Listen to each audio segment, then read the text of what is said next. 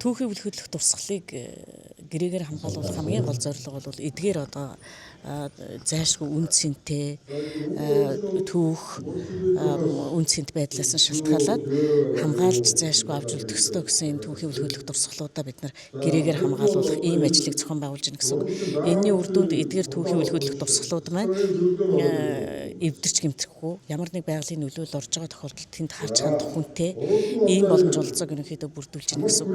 Тэгээ манай аймгийн хувьд болохоор өнгөрсөн жилүүдэд бид нар улсын хамгаалтанд байгаа түүхий үл хөдлөх 10 дурсгалыг бид нар одоо гэрээгээр хамгаалж ирсэн бол энэ жил аймгийн 17-гоо нэмж өгөөд одоо тухайн түүхийн улсын одоо хамгаалалттай түүхий үл хөдлөх дурсгалыг хамгаалж байгаа хүний дэргэд аймгийн холбогдлолтой түүхий үл хөдлөх дурсгал зэрэгцэж оршиж байвал нэг л хүнээр хамгаалуулахаар тооцоод нийтдээ 27 түүхий үл хөдлөх дурсгалыг 15 хүнээр хамгаалуулах ийм гэрээний загварыг хийж батлуулж байгаа. Тэгэд энэ жил өнгөрсөн жилүүдэд энэ 8 жилийн хугацаанд хэрэгжээд одоо энэ жил хугацаанд дууссан 4 жилээр явж байгаа. Тэгээ энэ жилийн хугацаа дуусаад дахиад шинээр одоо батлуулж ингэж явж байгаа гэсэн үг.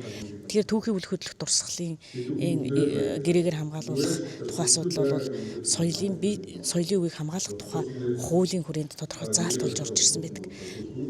Түүхий үл хөдлөх дурсгалыг бид нэр 5 жил тутам нэг удаа тоолдог хуулийн заалттай. Тэгэхээр 2022 онд одоо хамгийн сүүлд тоолсон байгаа. Тэгэхээр эдгээр тоолсон тоолгын үр дүнд нийтдээ 13 түүхий үл хөдлөх дурсгалыг аймгийн хамгаалтанд нэмж авах шаардлагатай гэсэн ийм дүгнэлт бас одоогийн байдлаар орчсон хүлээлтийн байдалтай бид нар бол байж байгаа. Улсын 10, аймгийн 17 гээд нийтдээ 27 одоо өв соёлыг гэрээгээр одоо хамгаалуулахаар яригдж штэ тий. Тэгэхээр өмнө нь яаж хамгаалдаг вэ?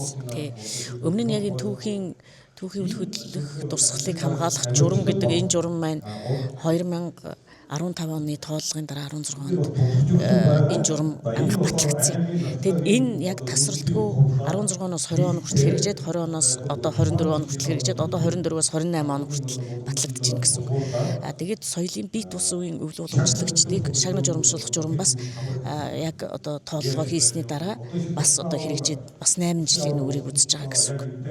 Тэгэхээр одоогоор бол бид нар энэ тухайн жилүүдэд өнгөрсөн жилүүдэд хамгаалж ирсэн процессуудаа ингээд татаад үзэхээр сумуудад түүхий үл хөдлөх дурсгалуудаа хамгаалах гэрээгээр хамгаалуулах үүрэг өгсөн байхад соёлын төвүүд маань сумын засаг даргатайгаа хамтраад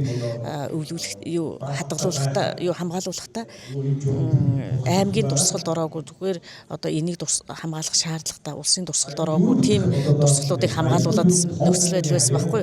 Тэгэхээр энэ жил ерөөсөө эхний ээлжинд улсыгаа хамгаалтанд тавья гэдэг өнгөрсөн жил улсын хамгаалсан бол энэ жил аймгаа нэмж оруулаад ингээд хамгаалж байна гэсэн үг. Одоо тэр түүхийн өв соёл дурсгалыг хамгаалж байгаа хүмүүст одоо олгох урамшууллыг хэрхэн хаанаас хурж идэхээр энэ журмын тосхоо за мөн одоо урамшууллын хэмжээг яаж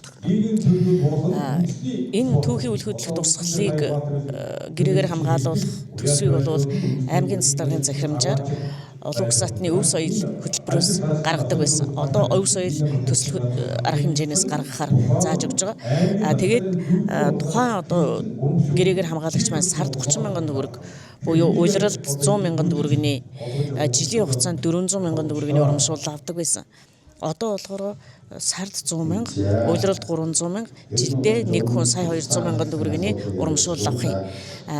Энэ урамшуул дээр хандаж хийх хүн тэр бүр байхгүй ч гэсэн эх орныхоо төлөө, нутаг усныхаа төлөө, байгаль дэлхийнхаа төлөө өв соёлтой хайртай хүнд ингэж энийг урамшуул болгон өгж тухайн хаваржаа, намаржаа, өвлжөө, цуслангийнхан дэргэд байгаа түүхий үл хөдлөх дурсгалыг тэр хүн жилийн 4 улиралд бас ингэж харж ханддаг.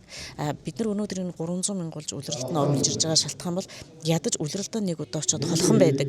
50 км-ийн цаан байдаг ч юм уу 30 км-ийн цаан ингээд хаваржаа, намаржаандаа явсан үедээ дундуур нь явж чад нэг хянцдаг ийм боломжийг л бүрдүүлж байгаа. Ховд аймгийн хэмжээнд нийтдээ түүх дурсгалын өв соёл болсон үл хөдлөх ийм хичнээн одоо дурсгал бүртгэлтэй байт юм бэ.